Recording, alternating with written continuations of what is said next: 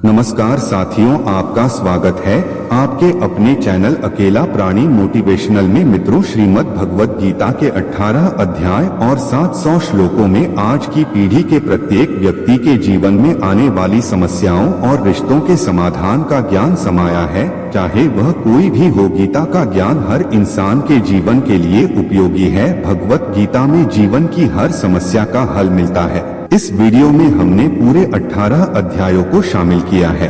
हर अध्याय प्रारंभ में मैं आपको समझाने का प्रयास करूंगा कि इस अध्याय से क्या सीखा जा सकता है, फिर उस अध्याय को सरल भाषा में समझाऊंगा और अंत में उससे होने वाले जीवन के सकारात्मक परिणामों के बारे में चर्चा करूंगा।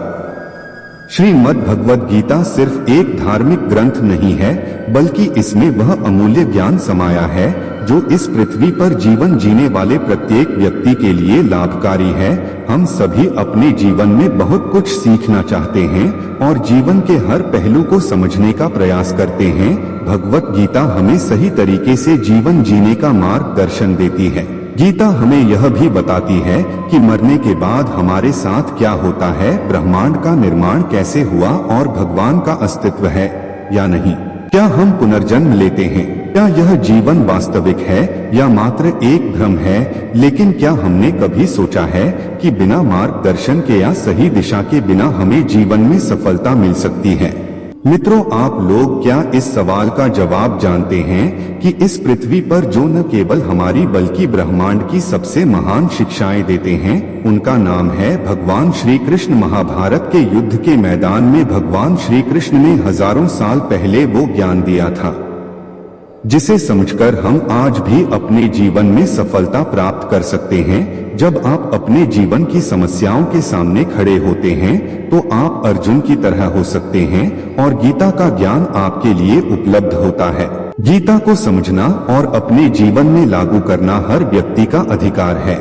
इस अमूल्य ज्ञान से आपको यह समझ आएगा कि यह ज्ञान हमें हमारे वास्तविक उद्देश्य की ओर ले जाता है।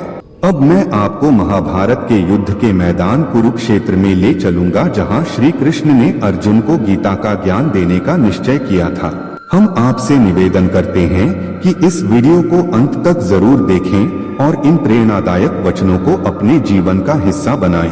अगर आपको हमारा यह प्रयास पसंद आए तो वीडियो को लाइक करें, कमेंट बॉक्स में जय श्री राधे कृष्ण अवश्य लिखें और हमारे चैनल अकेला प्राणी मोटिवेशनल को सब्सक्राइब करके बेल आइकॉन को दबाएं ताकि हमारे नए वीडियो सबसे पहले आप तक पहुंच सके।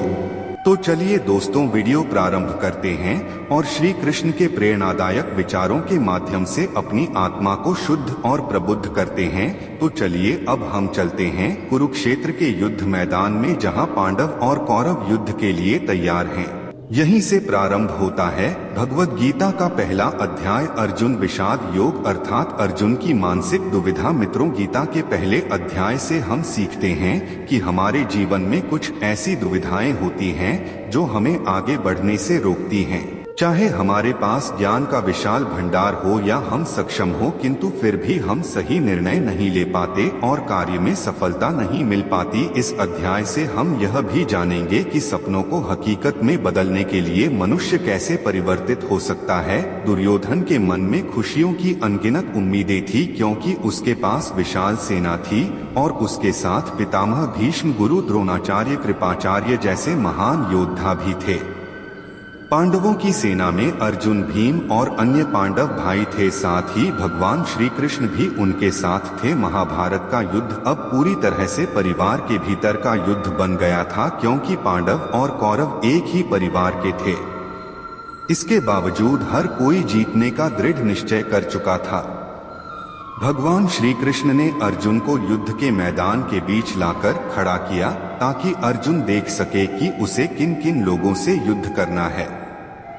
युद्ध के मैदान में भीष्म पितामह और गुरु द्रोणाचार्य जैसे लोग अर्जुन के सामने खड़े थे। गुरु द्रोणाचार्य ने ही अर्जुन को धनुष बाण चलाना सिखाया था। युद्ध के मैदान में अपने सगे संबंधियों का गुरुजनों को देखकर अर्जुन बहुत दुखी हो गए और श्री कृष्ण से बोले, यहाँ तो हर कोई मेरा सगा संबंधी है, मैं अपने ही लोगों को युद्ध में नहीं मार सकता, मुझे ऐसे राज्य के लिए यह युद्ध करना उचित नहीं लगता। गीता के पहले अध्याय से हमें यह सीख मिलती है कि कभी कभी हम अपने काम के उद्देश्य को नहीं समझ पाते हैं। जब हम किसी कठिन परिस्थिति का सामना करते हैं तो हम संयम खो बैठते हैं और अपना वास्तविक धर्म भूल जाते हैं। अर्जुन युद्ध में माहिर थे, लेकिन अपने भावनात्मक लगाव के कारण वह सही निर्णय नहीं ले पा रहे थे। ये अध्याय हमें सिखाता है कि जब हम जीवन में आगे बढ़ने के लिए तैयार हों तो हमें अपने भावनात्मक बंधनों को छोड़ना चाहिए। दोस्तों, आप इसे इस तरह से भी समझ सकते हैं कि यदि आप किसी व्यक्ति से गहरा प्यार करते हैं किंतु वह आपके प्रेम को स्वीकार नहीं करता, तो आपको उस व्यक्ति के पीछे नहीं भागना चाहिए, क्योंकि भावनात्मक लगाव किसी भी रूप में हानिकारक हो सकता है। जब तक आप अपने लगाव से मुक्त नहीं होते तब तक आप अपनी आत्मा के धर्म को नहीं पहचान सकते। भगवत गीता का दूसरा अध्याय सांख्य योग अर्थात पुरुष प्रकृति का विश्लेषण करना। श्री भगवत गीता के दूसरे अध्याय में सांख्य योग के माध्यम से पुरुष और प्रकृति का विश्लेषण किया गया है। मनुष्य 5 तत्वों से बना है, पृथ्वी, जल, अग्नि, आकाश और वायु, और अंत में मनुष्य इन्हीं 5 तत्वों में विलीन हो जाता है। भगवान श्री कृष्ण ने अर्जुन को बताया कि जीवन में सबसे बड़ा योग कर्म योग है। इस अध्याय से हमें भावनात्मक स्थिरता, आत्मा, मृत्यु और पुनर्जन्म के बारे में सीखने को मिलता है। इस अध्याय में हमें गुस्से के कारण और उनके समाधान के बारे में भी बताया गया है। जब अर्जुन ने युद्ध करने से मना कर दिया तो श्री कृष्ण ने कहा, हे अर्जुन, यह तुम्हें अचानक क्या हो गया है? तुम जैसे महान योद्धा के मुख से ऐसी बातें शोभा नहीं देती हैं, इसलिए अपने मन की इस कमजोरी को छोड़कर युद्ध के लिए खड़े हो जाओ। इस पर अर्जुन ने कहा, इस युद्ध से बेहतर है कि मैं एक भिखारी बन जाऊं, क्योंकि मेरे पास यहाँ तक कि अपनी जिंदगी का कोई अहम मकसद ही नहीं है। मेरे पास सही और गलत का ज्ञान नहीं है, इसलिए मैं आपसे मार्गदर्शन चाहता हूँ। श्री कृष्ण मुस्कुराए, क्या कोई इंसान उनसे कुछ मांगे और वह न दें? ऐसा तो हो ही नहीं सकता। यहीं से प्रारंभ होता है भगवत गीता का ज्ञान। इस ज्ञान के माध्यम से आपको भी अर्जुन की भावनाओं को जानने और समझने का अवसर मिलेगा। श्री कृष्ण अर्जुन से बोले, तुम अचानक से डर क्यों रहे हो? तुम्हें डरना नहीं चाहिए, क्योंकि यह लोग तुम्हारे मारने से ही मरेंगे और तुम्हें ही उन्हें मारना होगा। इन सब लोगों का पिछले जन्म से और आगे के जन्म से कोई संबंध नहीं है, वे तुम्हारे जैसे अनादि हैं। इसलिए जैसे तुम अपने पुराने वस्त्र बदलकर नए पहनते हो, वैसे ही आत्मा शरीर को छोड़ देती है। हे अर्जुन, तुम किसी मरे हुए इंसान को जीवित नहीं कर सकते, क्योंकि जीवन और मृत्यु का नियंत्रण सिर्फ मेरे पास है। तुम तो उनकी मौत का सिर्फ एक कारण हो और यह लोग मरने के बाद भी मेरे ही पास आएंगे, क्योंकि वे शरीर नहीं है, वे तो आत्मा हैं और आत्मा को किसी भी तरीके से नष्ट नहीं किया जा सकता। आत्मा अगले जन्म के लिए इस शरीर को त्याग देती है। जैसे तुम अपने पुराने वस्त्र बदलकर नए पहनते हो, इसी तरह है जैसे कोई कछुआ खुद को अपने में समेट लेता है, वैसे ही मनुष्य अपनी इच्छाओं को वश में कर लेता है। जो व्यक्ति अपने मन की सभी इच्छाओं और कर्मों के परिणामों के बारे में सोचना छोड़ देता है, वही स्थिर बुद्धि कहलाता है। जिसके मन से हर प्रकार का डर, भावना और क्रोध खत्म हो जाता है, वही मनुष्य शांत रहता है। जब हम अपनी इच्छाओं को पूरा करने के बारे में सोचते रहते हैं तो हमें वे इच्छाएं अच्छी लगने लगती हैं और उन्हें पूरा करने का मन करता है। लेकिन जब उन इच्छाओं को पूरा करने में कोई रुकावट आती है तो हमें गुस्सा आ जाता है। गुस्से में हम खुद को ही खो देते हैं और फिर अपने कर्म और धर्म को भूलकर अपनी स्थिति से नीचे गिर जाते हैं। लेकिन जो व्यक्ति अपनी इच्छाओं को वश में करके उनका गुलाम नहीं होता, उसका अंतर्मन सदैव शुद्ध रहता है। उसके दुखों का अंत हो जाता है और जब उसके सभी दुख समाप्त हो जाते हैं तो उसकी बुद्धि स्थिर हो जाती है। लेकिन जिसकी इच्छाएं और कामनाएं उसके मन से नहीं जाती, वह मनुष्य कभी शांत नहीं हो पाता, और जब शांति नहीं मिल पाती तो वह खुश कैसे रहेगा? उसकी हालत उस नाम जैसी होती है, जिसे उसकी इच्छाएं किसी भी दिशा में ले जा सकती है। स्थिर बुद्धि वाले प्राणी समुद्र की तरह स्थिर रहते हैं और इसी प्रकार के लोग मृत्यु के बाद मेरी शरण में आते हैं। साथियों, अब हम इस अध्याय की वास्तविकता पर आते हैं। आप में से कई लोग होंगे जिन्होंने अपने प्रियजनों को खो दिया है, और वो लोग जिन्होंने अभी तक अपने प्रियजनों की मृत्यु का दुख नहीं झेला है, उन्हें भी यह जान लेना चाहिए कि उनके जीवन में भी उनके सबसे प्रिय व्यक्ति की मृत्यु एक दिन अवश्य होगी। लेकिन उस समय उदास होने की आवश्यकता नहीं है, क्योंकि खुद भगवान ने हमें स्मरण कराया है कि हम अपने जीवन से पहले भी इस संसार में मौजूद नहीं थे और मृत्यु के बाद भी नहीं रहने वाले हैं। इसलिए हमें मौत का डर नहीं होना चाहिए। इसका कारण यह है कि या तो हम परमात्मा में हमेशा के लिए मिल जाएंगे या हमारा पुनर्जन्म होगा। जब सभी लोग आखिर में एक ही जगह मिलेंगे तो विलाप करने का क्या मतलब रह जाता है। यही प्रकृति का नियम भी है। और आपको स्मरण रहे कि हम कोई शरीर नहीं है, हम केवल आत्मा है और उस परमात्मा के अंश है। अगर हमें बनाने वाला ईश्वर है तो हमें उनमें ही मिल जाने का प्रयास करना चाहिए, उनमें ही लीन हो जाना चाहिए। यह संसार तो एक भ्रम है जिसे उस परमात्मा ने बनाया है। हमने देखा कि अर्जुन निर्णय लेने में असमर्थ थे। जब हम कोई निर्णय लेते हैं तो एक ओर हमारा मोह होता है और दूसरी ओर हमारा वास्तविक कारण। इस संघर्ष में हम वह नहीं कर पाते जो हमारा असली काम होता है और जो हमें जीवन में सफलता की ओर ले जाता है। इसे एक उदाहरण से समझते हैं। मान लीजिए आपको अपने घर से दूर किसी और शहर में शिक्षा के लिए, नौकरी के लिए या अपने किसी लक्ष्य को पूरा करने के लिए जाना पड़ रहा है, तो आपको अपने परिवार का मोह छोड़ना ही पड़ेगा। मोह ही हमारे दुखों का सबसे बड़ा कारण है।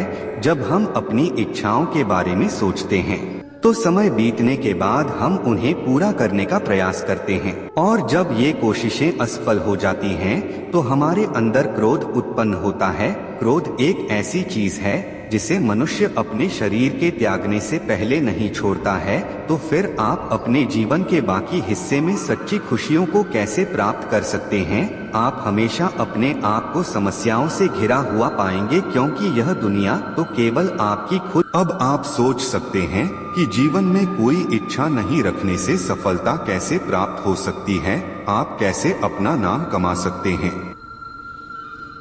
इसके बारे में भगवान श्री कृष्ण ने कहा है कि सबसे पहले आपको अपने कर्म को पहचानना होगा, यानी आपको यह समझना होगा कि आपके लिए क्या करना जरूरी है जो आपके लक्ष्य की प्राप्ति में सहायक होगा। इसके बाद सफल होने की उम्मीद या सफल होने का भय दिल में पैदा किए बिना अपने कार्य को कैसे करें, क्योंकि आपको यह सोचना चाहिए कि यह कार्य आप नहीं बल्कि स्वयं भगवान कर रहे हैं।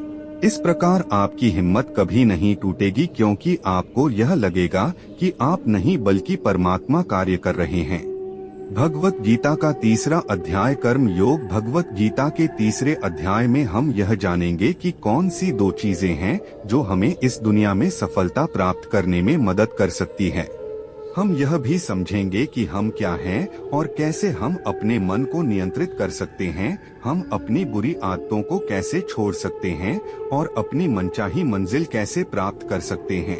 अर्जुन ने श्री कृष्ण से पूछा, क्या ज्ञान कर्म से ज्यादा महत्वपूर्ण है? आप तो सन्यासी बनने की बात कर रहे हैं, लेकिन फिर भी युद्ध करने की सलाह दे रहे हैं। कृपया बताएं कि मैं ज्ञान का मार्ग चुनूं या कर्म का मार्ग? श्री कृष्ण ने उत्तर दिया, इस संसार में मैंने खुद 2 प्रकार के योग दिए हैं। एक है ज्ञान योग और दूसरा है कर्म योग। तुम मनुष्य हो और तुम अपने शरीर के कर्मों को पूरी तरह से छोड़ नहीं सकते हो। तुम्हें तो हर दिन काम करना ही पड़ेगा, जैसे कि तुम्हें खाना खाना है और सांस लेना है। और अगर तुम अपनी इच्छाओं को किसी भी प्रकार से रोकने की कोशिश करोगे तो तुम्हारे मन में कभी भी यह संदेह नहीं होने वाला कि तुम अपनी इच्छाओं के बारे में नहीं सोचोगे। इसका अर्थ है कि तुमसे जाने अनजाने में कर्म तो हो ही जाएगा, क्योंकि तुम मनुष्य ही तो हो, तो तुम अपने धर्म से भी बंधे हो। इसलिए तुम्हारे लिए संन्यास के रास्ते की जगह कर्म का रास्ता ज्यादा सही है। मतलब ज्ञान योग या सांख्य योग की जगह कर्म योग ज्यादा उचित होगा।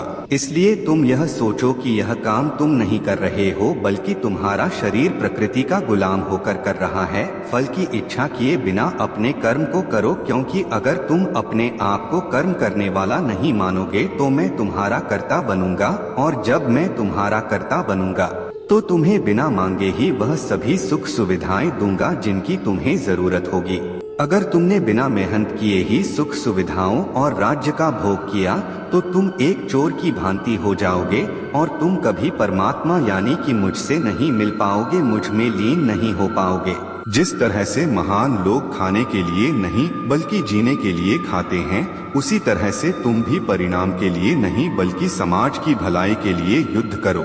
हे अर्जुन, तुम मनुष्यों में सबसे बड़े हो, इसलिए जैसा तुम करोगे ठीक वैसा ही तुम्हारी संतान या आने वाली सभी पीढ़ियां करेंगी। अर्जुन, तुम मुझे ही देख लो, मैं तो भगवान हूँ, मुझे भला किसी काम को करने की क्या आवश्यकता है, पर मैं इसलिए अपना काम करता हूँ क्योंकि मनुष्य की आत्मा मेरा ही तो एक छोटा सा हिस्सा है, और जैसा मैं करूँगा वैसा ही फिर मनुष्य करेगा, और इस तरह से पूरी सृष्टि ही नष्ट हो जाएगी। कोई अगर तुम्हारा साथ भी न दे या तुम्हारी बुराई भी करें तो तुम उन्हें बिना कुछ कहे सिर्फ अपना कर्म करते जाओ, और ऐसा करने पर वह मनुष्य भी कुछ समय बाद तुम्हारे जैसा ही करना शुरू कर देगा।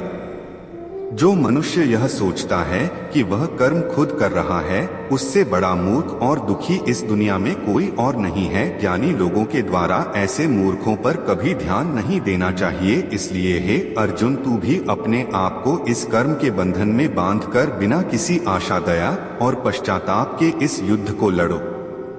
खुद का धर्म और कर्म दूसरों के धर्म और कर्म से ज्यादा अच्छा और बड़ा समझा जाना चाहिए। भले ही हमारे द्वारा खुद के धर्म और कर्म के पालन करने में कोई कमी या कसर क्यों न रह गई हो। अर्जुन ने फिर से पूछा, अगर मनुष्य परमात्मा का अंश है तो उससे गलतियां क्यों हो जाती हैं, और वह बुरे कर्म क्यों करता है। भगवान श्री कृष्ण बोले, मनुष्य शरीर भोग विलास करना चाहता है क्योंकि उसकी प्रकृति वैसे ही है। जैसे अगर उसकी कामना पूरी नहीं होती तो वह गुस्से में आ जाता है। जिस तरह धुएं की वजह से आग दिखाई नहीं देती, उसी तरह क्रोध और काम की वजह से मनुष्य को अपना कर्म, धर्म और ईश्वर दिखाई नहीं देते हैं। इसी वजह से क्रोध और कामनाओं में आकर मनुष्य अपनी इंद्रियों और मन पर नियंत्रण खो देता है, और न चाहते हुए भी बुरे काम और गलतियां कर बैठता है।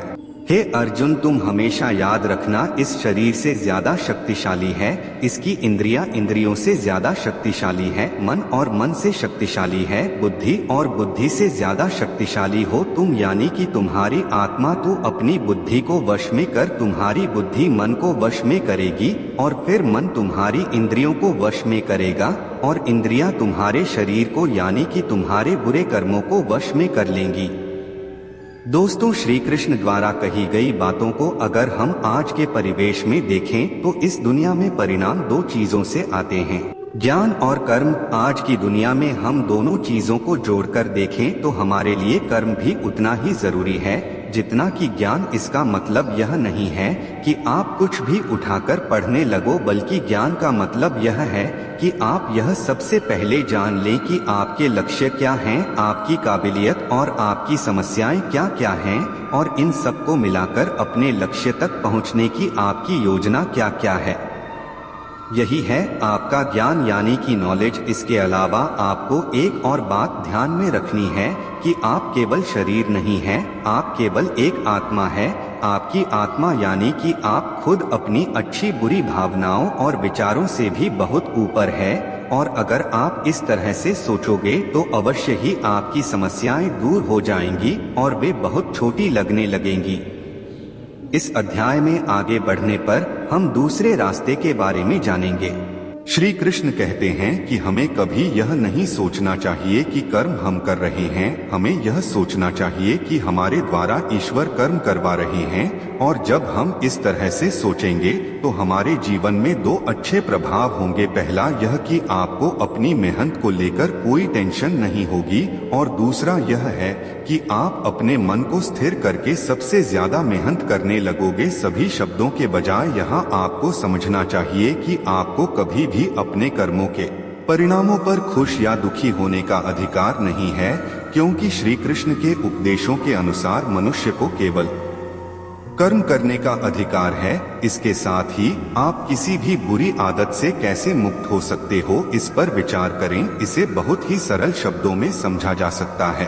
आप अपने आप को भगवान का छोटा सा अंश अर्थात आत्मा ही समझें, और इसके बाद जब आप आत्म ध्यान से यानी अपनी आत्मा के ध्यान से अपने मस्तिष्क को नियंत्रित रखोगे और मस्तिष्क से अपने मन को, और फिर जब आपका मन आपकी शारीरिक इंद्रियों को नियंत्रित कर लेता है, तो बुरी आदतों को छोड़ना कुछ भी मुश्किल नहीं होगा।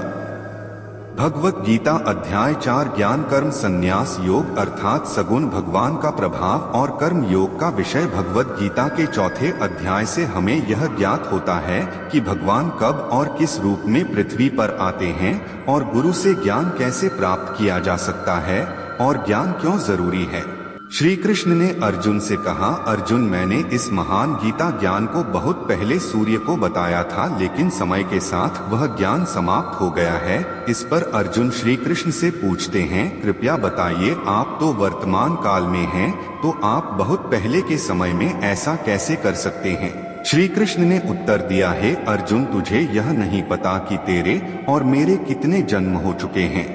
जब संसार में धर्म का अस्तित्व संकट में होता है, तब मैं मानव रूप में धर्म का नाश करने के लिए इस धरती पर आता हूँ और कर्म करके अपने शरीर को यहीं छोड़कर वापस चला जाता हूँ। जैसे कोई शिष्य मुझे अत्यधिक प्यार करता है, उसी तरह से मैं अपने शिष्यों से अत्यधिक प्यार करता हूँ। हालांकि मैंने ही इस संसार को बनाया है, लेकिन मैं यह नहीं सोचता कि यह मेरे द्वारा बनाया गया है।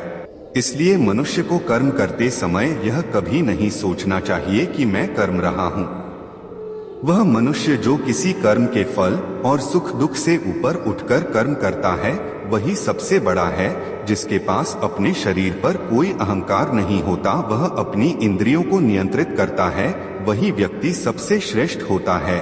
और अर्जुन जो इस भूमि पर खुश नहीं रह सकता, वह कहीं भी खुश नहीं रहता। इसलिए किसी मनुष्य को अपने गुरु को पहचानकर अपनी इंद्रियों को नियंत्रित करके अपने अहंकार को छोड़कर उनकी सेवा करने का प्रयास करना चाहिए, ताकि वह उनसे वह ज्ञान सीख सके जिससे बड़े से बड़े पापी भी मेरी शरण में आ सकते हैं। जिस प्रकार आग सूखी हुई लकड़ी को जला देती है, उसी तरह से गुरु से प्राप्त किया गया ज्ञान अज्ञानता को दूर कर देता है। हमेशा कर्म करने वाला और हमेशा श्रद्धा रखने वाला मनुष्य ही मुझे प्राप्त कर सकता है। इसीलिए जिसने कर्म योग के माध्यम से सभी कर्मों को और अपने आप को परमात्मा के लिए समर्पित कर दिया है, उस मनुष्य को उसके कर्मों के बंधन में कभी भी नहीं बांधा जा सकता।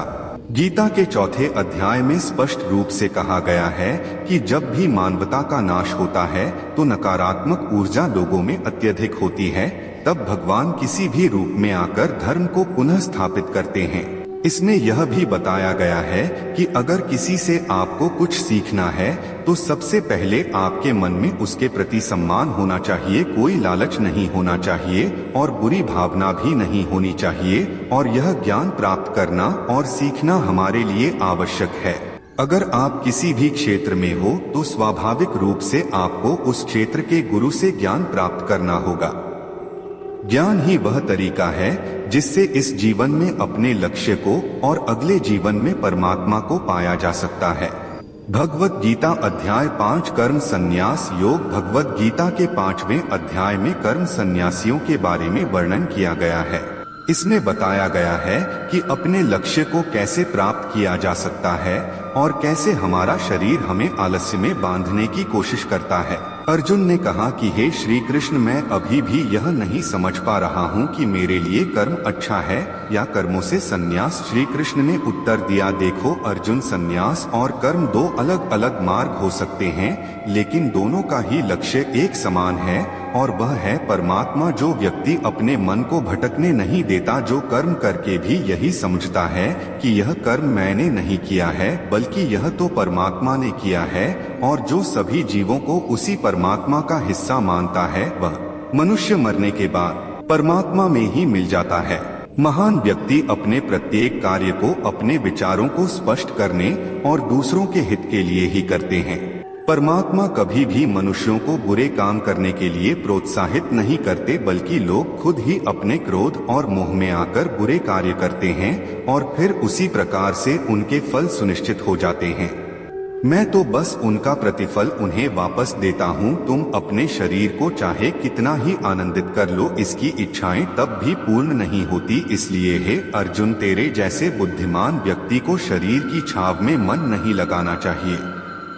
इस संसार का असली मूल्य उसी ने जाना है जिसने अपने शरीर का नाश होने से पहले अपने क्रोध का नाश कर लिया हो, जो संपूर्ण प्राणियों का हित करता हो, जिसका मन किसी भी कार्य में नहीं भटकता हो और जो अपने भटकते हुए मन को एक जगह केंद्रित करके परमात्मा को याद करता है, वही व्यक्ति सुखी भी है और परमेश्वर सहित सभी का प्रिय भी। इसलिए है अर्जुन, यह इंद्रिया, मन, बुद्धि, इच्छा, आशा, डर और क्रोध ही तेरे शत्रु हैं। इन्हें छोड़ दो। हमारा शरीर हमेशा आराम से रहना चाहता है, लेकिन क्या आपने कभी सोचा है कि अगर शरीर में आत्मा नहीं होती तो क्या होता? हम अक्सर अपने शरीर को ही अपनी पहचान मान लेते हैं। हम कहते हैं यह मेरी आंखें हैं, यह मेरे हाथ हैं, और जब हमारा शरीर हमें आराम करने के लिए कहता है तो हम सो जाते हैं।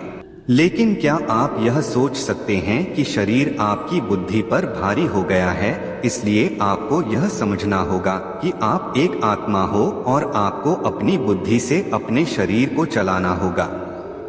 जो रास्ते भगवद गीता में दिखाए जा रहे हैं वे मानवों को परमात्मा से मिला देते हैं। अगर आप इन सभी बातों को अपने जीवन में अपनाते हैं तो आप अपने सपनों को पूरा करने की दिशा में एक कदम आगे बढ़ोगे। जैसा कि कहा गया है, भगवान की प्राप्ति के लिए मन को वश में करना बहुत जरूरी है। ठीक उसी तरीके से आपको अपने जीवन में भी मंजिल पाने के लिए मन को वश में करना बहुत आवश्यक है। श्रीमद् भगवद गीता अध्याय 6 आत्म संयम योग। भगवद गीता के 6ठे अध्याय में हम जानेंगे कि एक योगी क्या होता है और योगी कैसे बनते हैं, अर्थात आज के जीवन में वह व्यक्ति जो अपने जीवन में कुछ महत्वपूर्ण करना चाहता है तो उसके लिए क्या मार्ग है। साथ ही हम यह भी जान लेंगे कि क्या होता है अगर आपने इस जीवन में बहुत मेहनत की लेकिन फिर भी आपका सपना पूरा नहीं हुआ। श्री कृष्ण ने कहा, केवल सांसारिक कर्मों को त्यागने वाला मनुष्य ही योग्य नहीं होता। इसका मतलब है कि योगी वही होता है जो अपने कर्मों को त्याग कर आत्मा की ओर बढ़ता है, उसका मार्ग ही सफलता की ओर जाता है। चाहे उसे कितनी भी मुश्किलों का सामना क्यों न करना पड़े, योगी अपने उद्देश्य को हासिल करने में सफल होता है क्योंकि उसका मन परमात्मा की ओर होता है।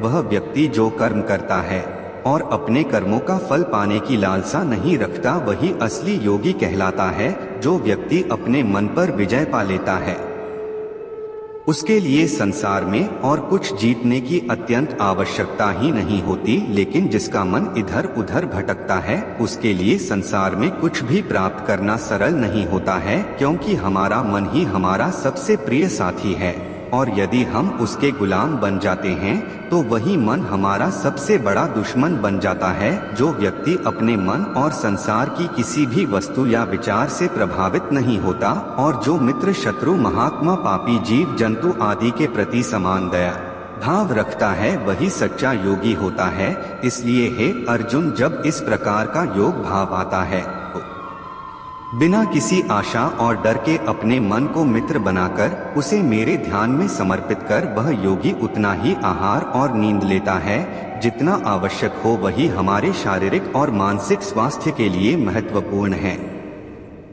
इस प्रकार का योगी अपने शब्दों में स्थिर रहता है, जैसे शांत हवा में दीपक की लौ स्थिर रहती है। जब जब उसका मन भटकता है तब तब वह उसे इच्छाओं को वश में करके पुनः संयमित करता है। जब योगी इस ध्यान की अवस्था में आ जाता है तो बड़ा से बड़ा दुख भी उसे उसके स्थान से गिरा नहीं सकता। अर्जुन ने कहा, हे कृष्ण, यह मन बहुत ही अधीर और चंचल होता है। श्री कृष्ण ने उत्तर दिया, हाँ, यह सत्य है कि मन को नियंत्रित करना कठिन है, लेकिन यह भी याद रखो कि बार बार आत्मविश्वास और योगाभ्यास से असंभव को भी संभव बनाया जा सकता है। इस प्रकार जब हम अपने मन को वश में कर लेते हैं तब हमारा जीवन अधिक सफल होता है। अर्जुन ने फिर पूछा, हे कृष्ण, अगर कोई योगी ध्यान में रहकर योग करता है लेकिन किसी कारणवश उसका मन भटक जाए तो क्या उसका सारा प्रयास व्यर्थ हो जाएगा? श्री कृष्ण बोले, नहीं अर्जुन, निरंतर परमात्मा की दिशा में बढ़ना हर आत्मा का अधिकार है। यदि किसी कारणवश योगी ध्यान से भटक भी जाता है तो भी वह पुण्य लोकों में कई वर्षों तक सुख और आनंद का अनुभव करता है। फिर वही होगी जो ध्यान से भटक गया था पुण्य आत्माओं के परिवार में जन्म लेता है और उसकी आत्मा की यात्रा वहीं से शुरू होती है जहां उसने पिछले जन्म में समाप्त किया था। इस प्रकार वह एक नए रूप में और एक नए जीवन की ओर बढ़ता है। परमात्मा से मिलन के लिए वह फिर से प्रयास करता है, अर्थात पिछले जीवन में किया गया योग कभी भी व्यर्थ नहीं जाता है। लेकिन एक योगी जो निरंतर प्रयास करता है वह इसी जीवन में अपने जीवन चक्र से मुक्त होकर परमात्मा में विलीन हो जाता है। एक योगी तपस्वी और विद्वानों से भी श्रेष्ठ होता है। इसीलिए अर्जुन, तू भी योगी बन, क्योंकि जो सबसे श्रेष्ठ योगी होता है वह मेरा भी परम प्रिय होता है। मित्रों, हर व्यक्ति जिसकी आंखों में कुछ बड़ा करने का सपना होता है उसको अर्जुन की तरह ही एक योगी बनना चाहिए। योगी वह व्यक्ति होता है जो पूरी तरह से भावनाओं के साथ होता है, जो दूसरों के विचारों पर ध्यान नहीं देता और हमेशा अपने लक्ष्य को पूरा करने के लिए मेहनत करता है। लेकिन दोस्तों, जीवन किसी भी बात के लिए भी पूरी तरह से पूर्ण नहीं होता, यह बात हमेशा याद रखनी चाहिए। अगर कोई इंसान उसके सपने पूरे होने से पहले ही मर जाता है तो उसकी मेहनत की कीमत किसी काम की नहीं रहती और उसके सपने सपने ही रह जाते हैं। ऐसा क्यों होता है? तो इसका जवाब में छिपा है गीता में एक बहुत ही गुप्त बात है जिसे भगवान श्री कृष्ण ने इस अध्याय में बताया है। अगर आप मेहनत कर रहे हैं और आपने बहुत अनुभव जमा लिया है, बहुत सारा ज्ञान प्राप्त कर लिया है, फिर भी आपको अपनी मंजिल नहीं मिल रही है, किसी कारणवश आपको असफलता का सामना करना पड़ रहा है, तो भी आपकी मृत्यु हो जाए या फिर आप सपनों को पूरा करने के लिए आप बूढ़े हो जाएं, तो इस प्रकार मरने के बाद भी आपको स्वर्ग में आपके कर्मों के अनुसार आनंद मिलेगा। भगवान श्री कृष्ण ने भी योगियों के बारे में इस गीता के 6ठे अध्याय में उन लोगों के लिए भी विशेष बात बताई है जो सच में बहुत ज्यादा मेहनत करते हैं। श्रीमद् भगवद गीता के 7 अध्याय ज्ञान विज्ञान योग। इस अध्याय में भगवान ने हमें यह ज्ञान बताया है कि ईश्वर कैसे संसार को नियंत्रित करते हैं। ईश्वर को कौन से भक्त सबसे अधिक प्रिय होते हैं, इसके बारे में भी यह जानकारी दी गई है। लेकिन यह सवाल हम सबके मन में उठता है कि क्यों इंसान भगवान को नहीं पहचान पाता। भगवान कृष्ण इस प्रश्न का उत्तर देते हुए कहते हैं, हे अर्जुन, अब मैं तुझे वह बात बताऊंगा जिन्हें जानकर तो इस संसार में किसी और ज्ञान की तलाश में नहीं भटकेगा। हजारों लोगों में से कोई एक ही होता है जो ब्रह्मा ज्ञान की खोज करता है और वह कोशिश करके ही उसे प्राप्त करता है, और ऐसे हजारों कोशिश करने वालों में से कोई एक ही मेरे प्रेम में विश्वास और समर्पण के साथ प्राप्त कर पाता है। मेरे 2 रूप हैं, एक मानव रूप जिसमें पृथ्वी वायु जल अग्नि और आकाश साथ ही मन बुद्धि और अहंकार है, और दूसरा चेतना रूप जिसमें सृष्टि का चक्र है, समय को भी मैं ही निरंतर चलाता हूँ, ओंकार चंद्रमा सूरज मैं ही हूँ। पृथ्वी की सभी पवित्र ग्रंथ, बुद्धिजीवियों का तेज, मनुष्यों और तपस्वियों का सब धर्मों का पवित्र कर्म, अलग अलग समय का काल और बलवान का बल भी मैं ही हूँ। इस संसार के लोग सांसारिक गुणों के बंधन में हैं, इसलिए मैं किसी को अपने असली रूप में नहीं दिखाई देता। वास्तविकता में यह संसारी गुण भी मेरी माया ही तो हैं। मगर जो मनुष्य इस मोह माया को तोड़ देता है वह मेरा भक्त बन जाता है। माया के जाल में फंसे हुए मूर्ख लोग मेरी शरण में नहीं आ सकते हैं। मेरे भक्त 4 विभिन्न प्रकार से मेरी पूजा करते हैं, कोई प्राप्ति की इच्छा रखने वाला, कोई दुख के समय मुझे याद करने वाला और कोई मुझे पहले से ही जानने वाला। लेकिन इनमें से मुझे सबसे अधिक प्रेम करने वाला ज्ञानी भक्त पसंद है। यह चारों भक्त दयावान होते हैं, लेकिन ज्ञानी भक्त तो मानो मेरा ही रूप है। ज्ञानी भक्तों में से वह व्यक्ति भी शामिल है जिन्होंने मुझे बहुत सारे जन्मों से माना है और मृत्यु के बाद भी उनकी आत्मा मुझ में ही मिल जाती है। जो भक्त किसी इच्छा की पूर्ति के लिए किसी देवता की पूजा करते हैं, उनकी आस्था में मैं वही देवता बन जाता हूँ और उस भक्त को अंततः वह देवता प्राप्त हो जाता है। इस फल की अवधि सीमित होती है। यदि कोई भक्त मेरी पूजा करने के लिए किसी भी तरह का प्रयास करता है तो मैं उसे अपना बना लेता हूँ, जबकि दूसरी तरफ वह मूर्ख जो मुझे जन्म लेने और मरने वाला मानते हैं वह मुझे प्राप्त नहीं कर पाते। मैं भूतकाल, वर्तमान और भविष्य को जानता हूँ। हालांकि श्रद्धा रहित लोग मुझे नहीं जान सकते। वे भक्त जो सांसारिक मोह और माया को छोड़कर उच्च कर्मों का अभ्यास करके मेरी भक्ति करते हैं, वे मृत्यु से मुक्त होकर मुझ में ही लीन हो जाते हैं। जब आप अपने जीवन में कोई लक्ष्य स्थापित करते हैं तो समय बीतने के बाद वह लक्ष्य भूलने की आशंका हो सकती है, क्योंकि विभिन्न विचारों और कार्यों की बहुत अधिक चिंता होती है। भगवान श्री कृष्ण ने यह बताया है कि माया के जाल में फंसे व्यक्ति भगवान को भूल जाते हैं और इसी तरह कई बार अपने महत्वपूर्ण लक्ष्य को भी भूल जाते हैं। उन्हें लगता है कि उन्होंने जो लक्ष्य निर्धारित किया है वह तो बेकार है, व्यर्थ है। वह सोचते हैं कि जीवन तो केवल मजे लेने के लिए है, क्या पता कल मैं रहूं या ना रहूं। इस तरह की सोच रखने वाले व्यक्ति को गीता में मूर्ख कहा गया है, जो इतना भी नहीं जानते कि यह जो भटकाव है यह मेहनत करने वालों को बस आजमाता है। ज्यादातर लोग इसी भटकाव में बंद करके रह जाते हैं। वहीं दूसरी तरफ जो लगातार कठिन परिश्रम करता है वही व्यक्ति सफलता को प्राप्त कर पाता है और उसके मन को शांति प्राप्त होती है, परमात्मा से मिलन के लिए फिर से प्रयास करता है। अर्थात पिछले जीवन में किया गया योग कभी भी व्यर्थ नहीं जाता है। लेकिन एक योगी जो निरंतर प्रयास करता है वह इसी जीवन में अपने जीवन चक्र से मुक्त होकर परमात्मा में विलीन हो जाता है। एक योगी तपस्वी और विद्वानों से भी श्रेष्ठ होता है।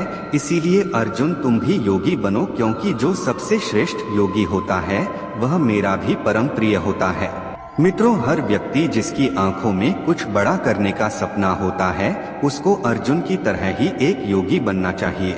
योगी वह व्यक्ति होता है जो पूरी तरह से भावनाओं के साथ होता है, जो दूसरों के विचारों पर ध्यान नहीं देता और हमेशा अपने लक्ष्य को पूरा करने के लिए मेहनत करता है। लेकिन मित्रों, जीवन का कोई भी पल किसी के लिए भी पूरी तरह से पूर्ण नहीं होता, यह बात हमेशा याद रखनी चाहिए। अगर कोई इंसान उसके सपने पूरे होने से पहले ही मर जाता है तो उसकी मेहनत की कीमत किसी काम की नहीं रहती और उसके सपने सपने ही रह जाते हैं। ऐसा क्यों होता है? तो यह एक बहुत ही गुप्त बात है जिसे भगवान श्री कृष्ण ने इस अध्याय में बताया है। अगर आप मेहनत कर रहे हैं और आपने बहुत अनुभव जमा लिया है, बहुत सारा ज्ञान प्राप्त कर लिया है, फिर भी आपको अपनी मंजिल नहीं मिल रही है, किसी कारणवश आपको असफलता का सामना करना पड़ रहा है, तो भी आपकी मृत्यु हो जाए या फिर आप सपनों को पूरा करने के लिए बूढ़े हो जाएं, तो इस प्रकार मरने के बाद भी आपको स्वर्ग में आपके कर्मों के अनुसार आनंद मिलता है। भगवत गीता का 8वां अध्याय अक्षर ब्रह्मा योग। इस अध्याय में हम जानेंगे कि भगवान क्या हैं और उन्हें कैसे प्राप्त किया जा सकता है, देवता क्या होते हैं और संसार का कारण क्या है। ये सभी बातें हम इस अध्याय में सीख सकते हैं। अर्जुन ने पूछा, हे कृष्ण, परमब्रह्म क्या होता है, आध्यात्म का स्वरूप क्या होता है, कर्म क्या होता है, यह संसार कैसे चलता है और देवता कौन होते हैं। श्री कृष्ण अर्जुन के सवालों का जवाब देते हुए कहते हैं कि जीवों की वास्तविकता ही आध्यात्म होती है। कर्म में हमारे द्वारा पूर्व जन्म में किया गया त्याग होता है, जिसका परिणाम हमें इस जन्म में मिलता है। ठीक उसी तरह से हमारे वर्तमान में किए गए कर्मों का फल भविष्य में मिलने वाले परिणामों को जन्म देते हैं। इस संसार का निर्णय करता मैं ही हूँ और जब कोई व्यक्ति अपने अंतिम समय में अपने मन में जो भाव और अपने ध्यान को जिस भाव में स्थिर करके शरीर को छोड़ता है तो वो उसी भाव को प्राप्त करता है। इसलिए मुझे याद करने वाले हमेशा मेरे पास आते हैं। इसलिए अर्जुन, तू भी मुझ में ही ध्यान लगा और युद्ध करके तू मुझे ही पाएगा। जो लोग मुझे सदैव याद करते हैं वे सरलता से मेरे पास आते हैं और जो मुझे प्राप्त होते हैं उनके जन्म मरण का चक्र समाप्त हो जाता है, उन्हें दोबारा जन्म नहीं लेना पड़ता है। उनके सारे दुख हमेशा के लिए खत्म हो जाते हैं। श्रीमद् भगवत गीता के अनुसार ब्रह्मा लोक का एक दिन 1000 महायोग के बराबर होता है। इसके अनुसार ब्रह्मा लोक का एक दिन 4 अरब 32 करोड़ 100 वर्ष होता है। इसी प्रकार इतनी ही अवधि ब्रह्मा लोक की रात्रि भी होती है। ब्रह्मा के एक दिन की सुबह में ही संपूर्ण संसार का निर्माण होता है और रात के प्रारंभ में ही संसार फिर से ब्रह्मा में ही समा जाता है और इस चक्र में लगातार जन्म मरण का चक्र चलता ही रहता है। लेकिन जो मेरे भक्त होते हैं उन्हें शीघ्र ही इस चक्र से मुक्ति मिल जाती है। इसलिए हे अर्जुन, मैं तुझे वह 2 मार्ग बताता हूँ जिससे लोग या तो मोक्ष को प्राप्त करते हैं या फिर से संसार में उन्हें वापस आना पड़ता है। जब सूर्य का प्रकाश होता है तो शुक्ल पक्ष चल रहा होता है और सूर्य उत्तरायण में होता है। जब कर्मयोगी जो शरीर छोड़ने वाला होता है मेरे पास हमेशा के लिए आ जाता है और जब रात्रि होती है तो कृष्ण पक्ष आता है और सूर्य दक्षिणायन में मौजूद होता है। उस समय पर कर्मयोगी अपने शरीर को त्याग कर परलोक में आना चाहते हैं और वह बहुत समय तक आनंद व सुख भोगते हैं। उसके बाद उन्हें इस संसार में वापस आना ही पड़ता है। केवल एक योगी ही इस रहस्य को समझकर सभी कर्मों के फल को छोड़कर परम ब्रह्म में मिल पाता है। और अगर हम कलयुग अर्थात वर्तमान समय में देखते हैं तो वो लोग जो अपने लक्ष्य को हमेशा के लिए यादगार बनाना चाहते हैं उन्हें बहुत ही मेहनत करनी पड़ती है, क्योंकि जैसा श्री कृष्ण ने बताया है यह संसार का चक्र बहुत बड़ा है और लोग आते जाते रहते हैं। लेकिन वे लोग जो अपने जीवन में अद्वितीय निश्चय रखते हैं उन्हें ज्ञान योगी और कर्मयोगी बनना होता है। इस अध्याय के प्रारंभ में ही बताया गया है कि ब्रह्मलोक का एक दिन बहुत लंबा होता है। इसका मतलब है कि यह ब्रह्मांड बहुत पहले से मौजूद है और बहुत आगे तक चलेगा और हमारा जीवन इस ब्रह्मांड के सामने बहुत छोटा होता है। इसलिए हमें ऐसा नहीं होने देना चाहिए कि हम सिर्फ अपने सपनों में खो जाएं और ब्रह्मलोक के दिन की शाम हो जाए और इस संसार का अंत हो जाए। गीता का 9वां अध्याय राज विद्या राजगुह्य योग। पिछले 2 अध्यायों में भगवान श्री कृष्ण ने घोषणा की कि भक्ति सभी में सर्वोच्च है। फिर भी योग भगवान को प्राप्त करने का या उनके साथ मिलन का सबसे सरल मार्ग है। इस अध्याय में श्री कृष्ण ने अपनी सर्वोच्च महिमाओं को प्रकट किया है जो श्रद्धा, भक्ति और विस्मय को प्रेरित करती हैं। इस अध्याय में श्री कृष्ण ने ब्रह्म विद्या और योग शास्त्र के बारे में भी हमें ज्ञान प्रदान किया है। यह अध्याय हमारे मानसिक और आत्मिक जीवन को उसके स्वभाव और दिव्यता के साथ जोड़ता है और उनके मध्य संतुलन को बनाए रखना सिखाता है। इस अध्याय में हम यह भी जानेंगे कि जब हम अलग अलग देवी देवताओं की पूजा करते हैं तो इससे क्या होता है, तो ऐसा क्यों करते हैं और उसके परिणाम क्या होते हैं। श्री कृष्ण कहते हैं, वह मनुष्य जो मुझे में श्रद्धा नहीं रखते हुए संसार में बार बार दुख झेलने के लिए आते जाते रहते हैं। मैं संसार को बार बार उत्पन्न और समाप्त करता हूँ। मैं ही मनुष्यों को उनके कर्मों के अनुसार फल देता हूँ, जन्म और मृत्यु देता हूँ, लेकिन मुझे अपने कार्य का कोई भी घमंड नहीं है। मैं ऐसा करते हुए भी इस कर्म के बंधन में नहीं फंसता। सब कुछ करते हुए भी मैं नहीं मानता कि मैं कुछ कर रहा हूँ। मेरी माया जाल में फंसने वाले और मुझे समझने में असमर्थ लोग और बेकार की आशा और निरर्थक काम करने वाले लोग हमेशा इसी संसार में बने रहते हैं। वह वेदों को पढ़कर स्वर्ग की प्राप्ति के लिए मेरी पूजा करते हैं। वह इंद्र के स्वर्ग के सुख का आनंद उठाते हैं, लेकिन उनके स्वर्ग के सुख तब तक ही बने रहते हैं जब तक कि उनके मानव जीवन के पुण्य समाप्त नहीं हो जाते, और जब उनके पुण्य समाप्त हो जाते हैं तो उन्हें फिर से इस पृथ्वी पर जन्म लेने का अवसर मिलता है। किंतु जो मुझ में मतलब परमेश्वर को ही सब कुछ मानकर अपने कर्म फल को त्याग कर निरंतर प्रेम करते हैं, मैं उनकी न केवल सभी आवश्यकताओं को पूरा करता हूँ और उन्हें सदैव अपनी शरण में स्थान देता हूँ। देवताओं को पूजने वाले देवताओं को प्राप्त होते हैं, पितरों को पूजने वाले पितरों को प्राप्त होते हैं और भूतों को पूजने वाले भूतों को प्राप्त होते हैं, और मेरे भक्त मुझको ही प्राप्त होते हैं। इसलिए मेरे भक्तों का पुनर्जन्म नहीं होता है और वे मोक्ष को प्राप्त होते हैं। कृष्ण कहते हैं कि मेरा भक्त पूर्ण श्रद्धा भाव से मुझे जो वस्तु भी अर्पण करता है मैं उसे प्रेम पूर्वक ग्रहण करता हूँ। श्री कृष्ण कहते हैं कि वह सभी प्राणियों के प्रति निष्पक्ष हैं, वह न तो किसी का पक्ष लेते हैं और न ही उसे अस्वीकार करते हैं। यदि घृणा योग्य पापी भी उनकी शरण में आते हैं तो वे स्वेच्छा से उन्हें स्वीकार करते हैं और शीघ्र ही उन्हें पवित्र और सदाचारी बना देते हैं। श्री कृष्ण कहते हैं कि वह अपने सभी भक्तों के अंदर विराजमान हैं और उन्हें कभी नष्ट नहीं होने देंगे। जो कुछ उनके पास है वह उसे सुरक्षित रखते हैं और जो कुछ उनके पास नहीं है वह उन्हें प्रदान करते हैं। इसलिए हमें अपना मन और शरीर श्री कृष्ण को समर्पित कर देना चाहिए, उनकी पूजा करनी चाहिए, हमेशा उनके बारे में सोचना चाहिए और उन्हें अपना सर्वोच्च लक्ष्य बनाना चाहिए। इस अध्याय में श्री कृष्ण कहते हैं कि जो कोई भी भक्त सच्चे मन से किसी ईश्वर में पूजा और आदर उस ईश्वर के प्रति रखता है तो मैं उसकी भक्ति को उसे ईश्वर से जोड़ देता हूँ। अध्याय 10 विभूति योग। यह अध्याय बहुत ही महत्वपूर्ण है क्योंकि इस अध्याय में भगवान श्री कृष्ण अपने दिव्य रूप की महत्वपूर्ण चर्चा करते हैं और अर्जुन को उनकी महिमा का दर्शन कराते हैं। यह अध्याय हमें यह बताता है कि भगवान कैसे हमारे चारों ओर मौजूद हैं और हमारे जीवन में उनका साक्षात्कार कैसे किया जा सकता है। आपने कई बार सुना है कि भगवान ऐसे हैं, भगवान वैसे हैं, सभी जगह हैं, प्रत्येक कण में हैं। श्री कृष्ण कहते हैं, हे अर्जुन, तू मेरा सच्चा मित्र है और मुझसे प्रेम करता है, इसलिए अब मैं तुझे स्वयं का वास्तविक परिचय देता हूँ। मेरे जन्म के बारे में किसी को नहीं पता, लेकिन जो यह जानता है कि मैं कभी नहीं जन्म लेने वाला और कभी भी नहीं मरने वाला हूँ, वही सबसे बड़ा ज्ञानी है।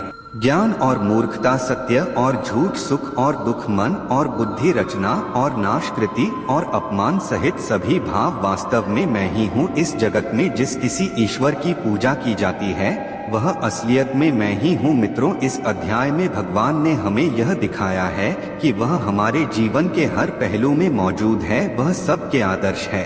सूरज, चंद्रमा, वायु, अग्नि, धन, ज्ञान, ब्रह्मा, विष्णु, शिव, इंद्र, गरुड़, यमराज, गणित, गायत्री मंत्र, ऋतु, वसंत, निश्चय, भक्ति, विजय, रणनीति, रहस्य, मौन और अनगिनत अन्य रूपों में प्रकट होते हैं। श्री कृष्ण ने हमें यह भी बताया है कि उनका अंत नहीं है, वह अनंत हैं, अपार हैं। वह हमारे सभी पहलुओं में है और उनको पूरी तरह से जान पाना हमारे बस की बात नहीं है। श्री कृष्ण अर्जुन से कहते हैं, अर्जुन, मुझे पूरा जानना तेरे लिए किसी काम का नहीं है। बस तू इतना जान ले कि यह संसार मेरे छोटे से अंश से ही चलता है, यानी ऐसी कोई जगह नहीं है जहाँ पर मैं मौजूद नहीं हूँ। भगवान श्री कृष्ण ने यह भी कहा है कि अर्जुन, न तो ईश्वर को पूरा जानना जरूरी है और न ही कोई कभी उन्हें जान पाएगा। मित्रों, अगर हम इसे अपने जीवन में इस तरह से देखें कि जैसे भगवान ने कहा है कि मैं अनंत हूँ और तू उतना ही जान जितना तेरे लिए आवश्यक है, बिल्कुल उसी तरह से आपको भी अपनी लाइफ में उन चीजों में अपनी एनर्जी वेस्ट नहीं करनी है जो आपके लिए आवश्यक नहीं है। केवल आपके वास्तविक कर्म से जुड़ी चीजों में ही अपना ध्यान लगाएं, जिससे सफलता और मानसिक शांति प्राप्त हो सके। भगवत गीता अध्याय 11 विश्वरूप दर्शन योग। इस अध्याय में भगवान श्री कृष्ण अर्जुन को अपने दिव्य रूप का दर्शन कराते हैं। यह दृश्य अर्जुन को भगवान की महानता और अद्भुत रूप का अनुभव कराता है। इसमें भगवान के विराट रूप के बारे में हमें जानने को मिलेगा। अर्जुन श्री कृष्ण से कहते हैं, हे कृष्ण, आपके दिए हुए ज्ञान से मेरे सारे संदेह दूर हो गए हैं, लेकिन अगर संभव हो तो मैं आपका महान रूप देखना चाहता हूँ। तो श्री कृष्ण कहते हैं, हे अर्जुन, तू अपनी इन आँखों से यह सब नहीं देख पाएगा, तो इसलिए मैं तुझे यह सब देखने के लिए दिव्य नेत्र प्रदान करता हूँ।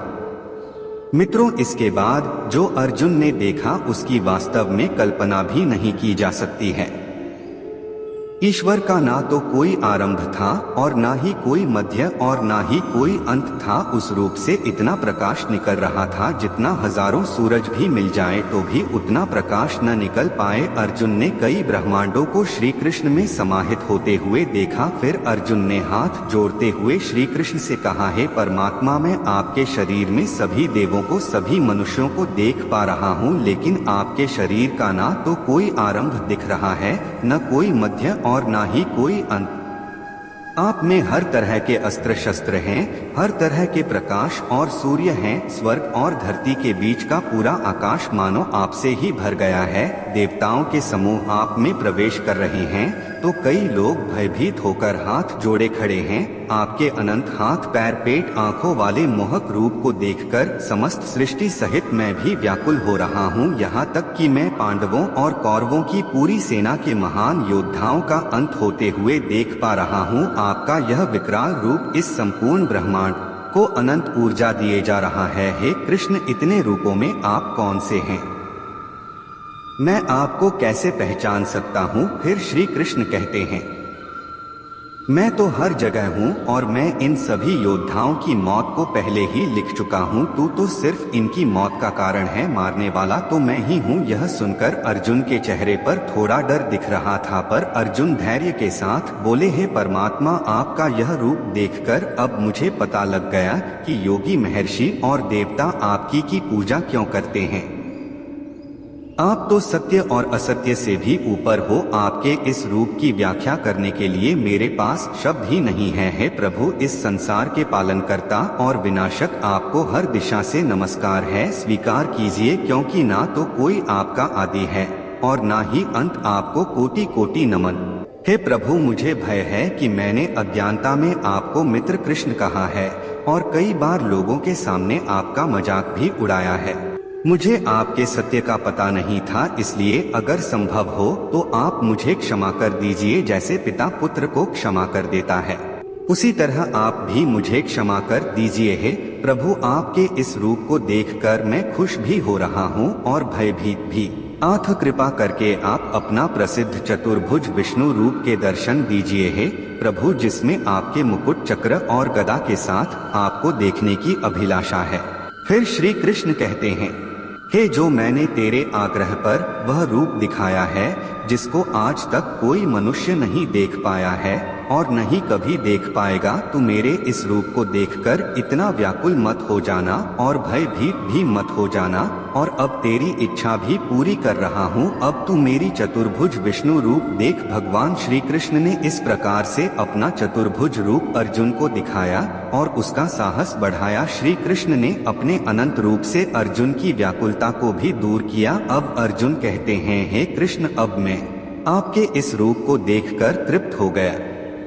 तब कृष्ण बोले, हे अर्जुन, जो चतुर्भुज रूप तुमने अभी देखा है उसे देखने के लिए तो देवता भी कामना करते हैं। इस चतुर्भुज रूप को किसी भी यज्ञ दान तप से नहीं देखा जा सकता है, परंतु अर्जुन, जो तेरी तरह मेरा परम भक्त है, अंत में मुझे ही प्राप्त होता है। इसलिए यह रूप तुम देख पाए हो। मित्रों, गीता के अध्याय से आप आज के समय में भी यह सीख सकते हो कि अगर हम सच्चे मन से मेहनत करते हैं तो कई बार सफलता को पाने के बाद हमें लगता है कि हमने इतनी मेहनत नहीं की। मित्रों, यही महान लोगों का एक सद्गुण होता है कि वे मेहनत करते हैं, लेकिन उन्हें इस बात का भी आभास नहीं होता कि उन्होंने कितनी मेहनत कर ली है। यही महान लोगों की महान सोच होती है। गीता का अध्याय 12 भक्ति योग। इस अध्याय में भगवान हमें बताते हैं कि भक्ति के माध्यम से ही हम उन्हें प्राप्त कर सकते हैं। हमें भगवान के प्रति विश्वास, प्यार और समर्पण दिखाना चाहिए। इस अध्याय से हमें यह सीखने को मिलता है कि हमें भगवान के प्रति भक्ति और प्रेम को बढ़ाने का प्रयास करना चाहिए। वह व्यक्ति जो हर तरह के सुख दुख, वस्त्र, मित्रता, लाभ, हानि, मोह और इच्छा से दूर रहता है, सभी प्राणियों को समान दृष्टि से देखता है और अपने मन और इंद्रियों को पूरी तरह से वश में रखता है, वही परम आनंद को प्राप्त करता है। जो निंदा और प्रशंसा को समान समझता है, किसी भी स्थान पर और किसी भी आहार के साथ रह सकता है, वह भक्त मेरे लिए बेहद प्रिय है। और उनमें से जो निष्काम भाव से अपने कर्म मेरी सेवा में लगाते हैं, वही भक्त मेरे लिए श्रेष्ठ है।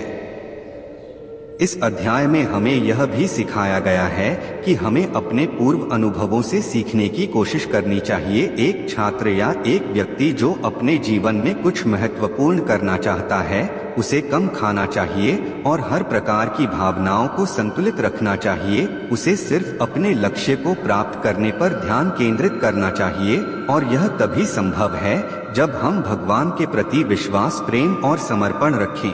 गीता का अध्याय 13 क्षेत्र क्षेत्रज्ञ विभाग योग। इस अध्याय में भगवान हमें आत्मा और शरीर के अंतर के बारे में बताते हैं। हमारी आत्मा शरीर से परे है और हमें इसे समझना चाहिए। यह हमें सिखाता है कि हमारा शरीर नश्वर है लेकिन आत्मा अजर अमर है और हमें इसके साथ मिलकर जीवन जीना चाहिए।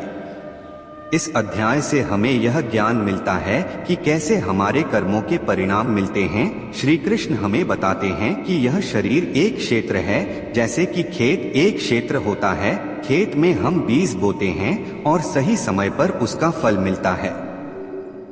इसी तरह हमारे जीवन में भी हम कर्म के बीज बोते हैं और उसका परिणाम सही समय पर मिलता है। इसीलिए शरीर को क्षेत्र कहा गया है।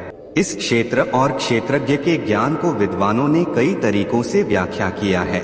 इसमें 5 महाभूत मन, बुद्धि, अहंकार और सभी इंद्रियां शामिल हैं। साथ ही सुख, दुख, चेतना, शरीर और धैर्य भी इसमें शामिल हैं। श्री कृष्ण कहते हैं कि परम ज्ञान क्या होता है, इसका उत्तर मैं तुझे दूंगा। है अर्जुन, कोई भी गुण गर्व करने योग्य नहीं होता है। हमें किसी भी प्राणी को सताने का अधिकार नहीं है। हमें दूसरों के प्रति क्षमा का भाव रखना चाहिए, गुरु की सेवा करनी चाहिए और हमारे मन वाणी में सरलता होनी चाहिए। हमें अपने मन और इंद्रियों को पूरी तरह नियंत्रित रखना चाहिए। किसी भी भावनाओं में बहने से बचना चाहिए और संतान, जीवन साथी, घर और धन में मोह नहीं रखना चाहिए। हमें अच्छे और बुरे में समान भाव रखना चाहिए और स्वार्थी लोगों से दूरी बनाए रखनी चाहिए। हमें अपने मन को शुद्ध रखना चाहिए और परमेश्वर में पूरी तरह समर्पित व ध्यान मग्न रहना चाहिए। है पार्थ, मैं तुझे परम ब्रह्मा के बारे में बताऊंगा जो सर्वव्यापी है। वह सब इंद्रियों के साथ भी है और इंद्रियों के बिना भी है। वह निर्गुण होकर भी सभी गुणों के साथ है। वह सभी सजीवों और निर्जीव में है। वह दूर भी है और पास भी, लेकिन उसे जानना मुश्किल है। वह ब्रह्मा की तरह सृष्टि उत्पन्न करता है, विष्णु की तरह पालन करता है और शंकर की तरह विनाश भी करता है। वह अलग अलग कालों में होते हुए भी एक जैसा लगता है और एक ही काल में भी अलग अलग तरह का होता है। यह माया का भी महामाया है, परम से भी परम है और सभी प्राणियों के साथ उनके हृदय में निवास करता है।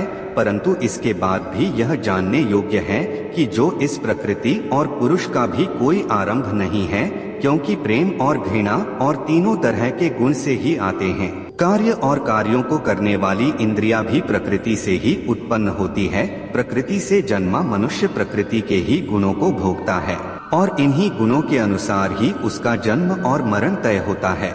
इस तरह से जो भी मनुष्य पुरुष और प्रकृति के ज्ञान को जानता है, वह कर्म करते हुए भी मुझे प्राप्त होता है और मुझ परमात्मा को हर मनुष्य अपने अलग अलग तरीके से पाता है।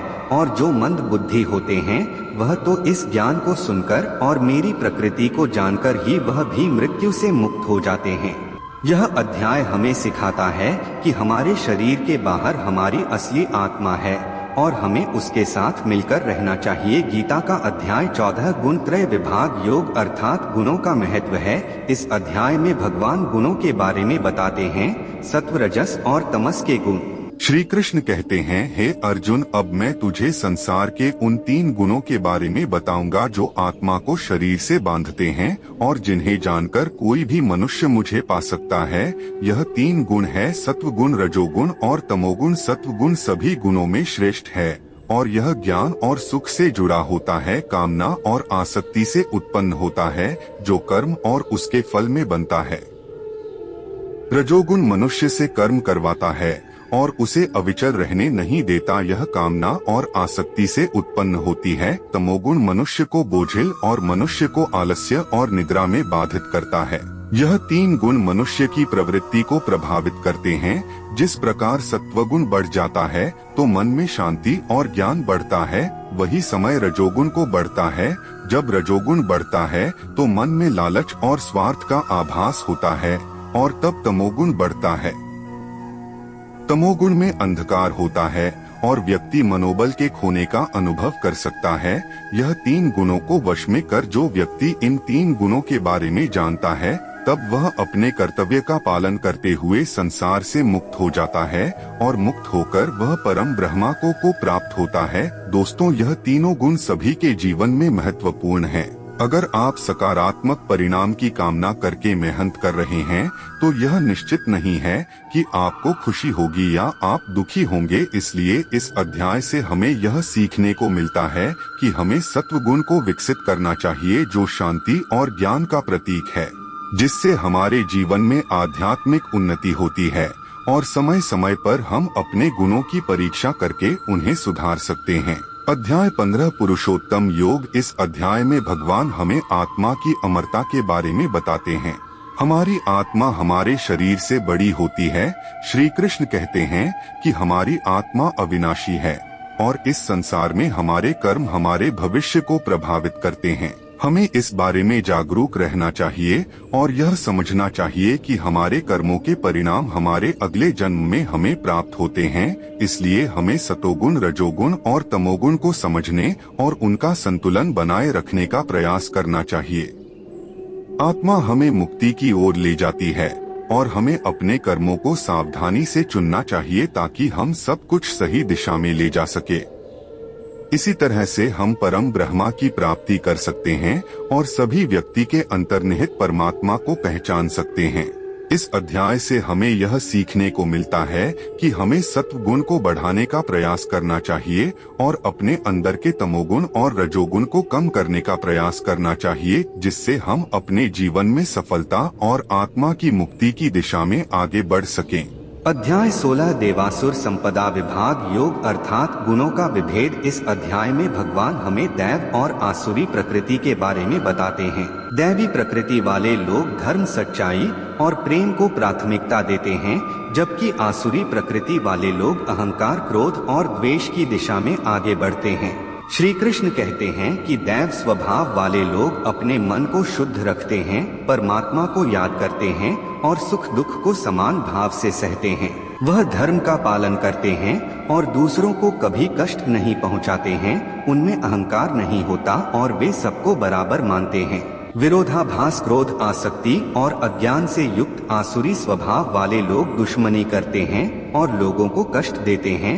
वह धर्म का अनादर करते हैं और बुरे कर्म करते हैं। वह हमेशा मोह में रहते हैं। हमें समझना चाहिए कि देव स्वभाव का पालन करके हम अपनी आत्मा को मुक्ति दिला सकते हैं, जबकि आसुरी स्वभाव से हम मोह के बंधनों में फंस सकते हैं। इस अध्याय से हमें यह सीखने को मिलता है कि हमें दैव स्वभाव का पालन करना चाहिए और आसुरी स्वभाव से बचना चाहिए। इस अध्याय से हमें यह भी सीखने को मिलता है कि हमें सात्विकता का अनुसरण करना चाहिए और आपसी सम्मान, धर्म और शांति की दिशा में अग्रसर होना चाहिए।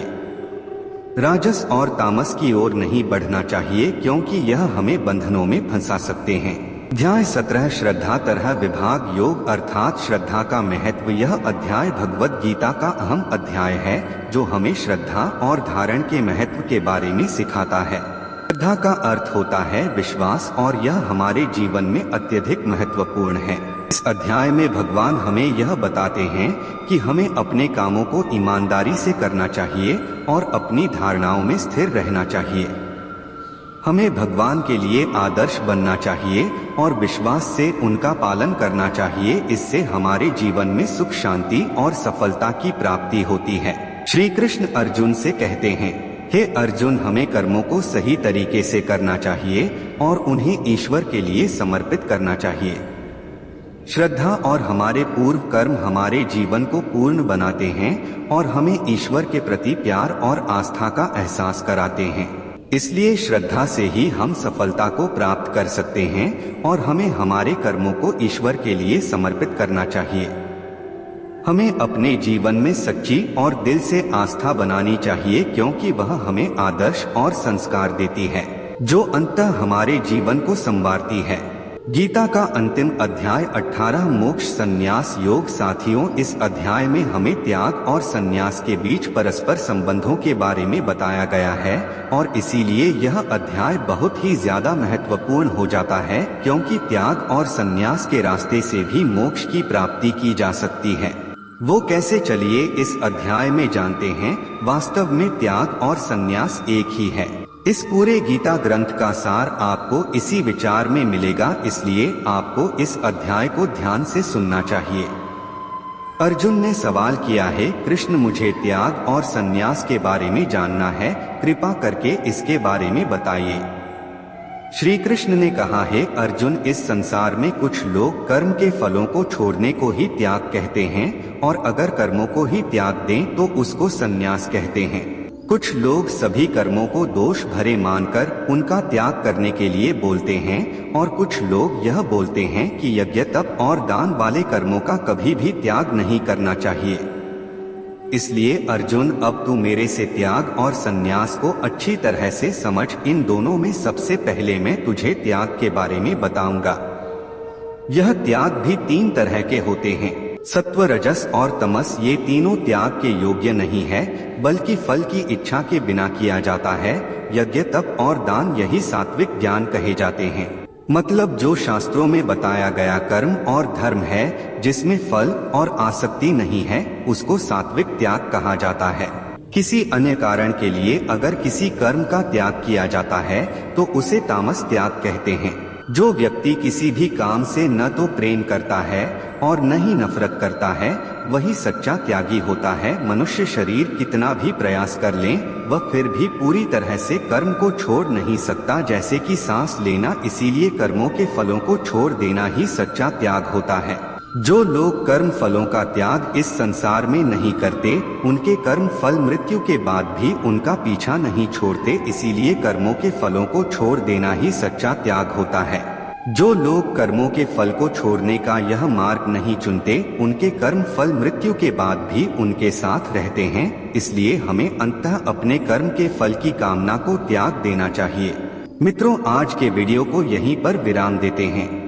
अगर आपको ये वीडियो पसंद आया हो, कृपया लाइक अवश्य करें और अपने दोस्तों और रिश्तेदारों को भी शेयर करें। साथियों, इस वीडियो से आपको क्या सीख मिली, ये कमेंट करके अवश्य बताना। मुझे आपके कमेंट्स का इंतजार रहता है और मैं आपके हर कमेंट का जवाब देने का प्रयास करता हूँ। साथियों, अगर आपको वीडियो पसंद आया हो तो कृपया कमेंट बॉक्स में जय श्री राधे, जय श्री कृष्णा अवश्य लिख दें। साथियों, अगर आपको वीडियो से कुछ सीखने को मिला हो तो हमारा चैनल लाइक, शेयर व सब्सक्राइब करना न भूलें। आप हमेशा स्वस्थ रहें, खुश रहें व मस्त रहें, यही प्रभु से प्रार्थना है। जय जय श्री राधे, जय जय श्री कृष्णा।